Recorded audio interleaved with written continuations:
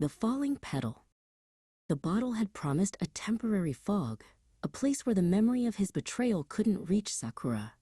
But as the weeks bled into months, the fog grew thin. Alcohol was no longer a thick enough shroud. She sought out sharper edges, substances that turned the world into a jagged, vibrating blur. Her small apartment became a graveyard of glass and empty foil packets, the scent of neglect hanging heavy in the air.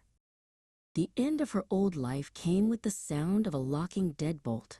Her parents, exhausted by the lies and the disappearances, finally closed the door. Her father's face was a mask of stone, his eyes devoid of the warmth that once defined her childhood. "We can't save someone who refuses to be found," he whispered before the latch clicked.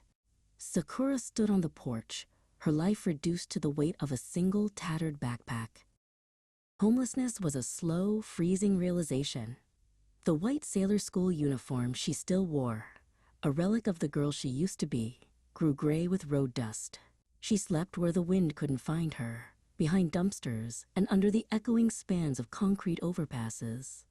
Every night was a battle against the shivering, and every morning was a desperate search for the next hit to stop the tremors in her hands. That was where Ren found her. He didn't look like a monster. He looked like a savior with a silver lighter. He offered her a warmth that didn't come from a coat. He saw her desperation and recognized it as a currency he could spend. "I can take care of you," he promised, his voice smooth like oil. He handed her a small glass pipe, and for a moment, the cold vanished, replaced by a hollow chemical sun. The debt for Ren's kindness was tallied in a way Sakura had never imagined. He moved her into a cramped room above a neon-lit alleyway. It wasn't a home. It was a cage where the rent was paid in her own skin. Ren stayed by the door, his eyes always on the clock and the cash. He became the architect of her degradation, providing the drugs she needed to forget the very things he forced her to do. The first time she was forced to sell herself, Sakura felt a part of her soul simply switch off. The loss of her virginity wasn't a romantic milestone. It was a transaction of pain and profound humiliation. She looked into the mirror and didn't recognize the girl staring back. The pink in her eyes had turned to a dull, bloodshot red, and the red ribbon on her uniform felt like a noose tightening around her throat.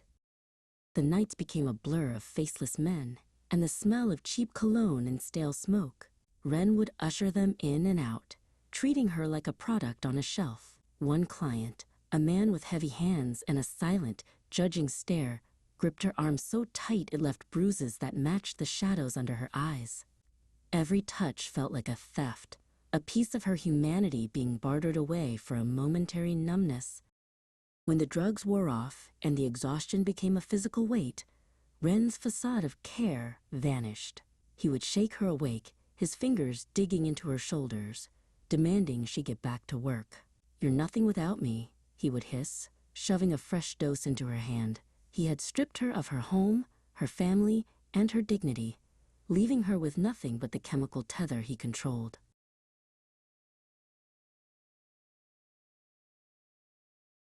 One rainy Tuesday, the fog in her mind cleared just enough for the horror to settle in.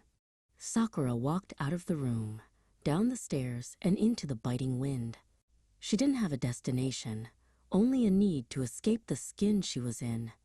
The rain soaked through her blue pleated skirt, making it heavy and cold. She found herself walking toward the great overhead bridge that spanned the black, churning river.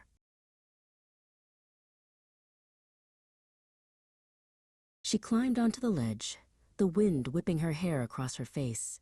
Below, the water was a deep, inviting void, promising a sleep that no drug could offer, and no pimp could disturb. Sakura looked down, her heart-wrenching journey reaching its absolute nadir. She felt like a petal that had been trampled into the mud, and as she leaned forward, she wondered if the fall would finally make her feel light again.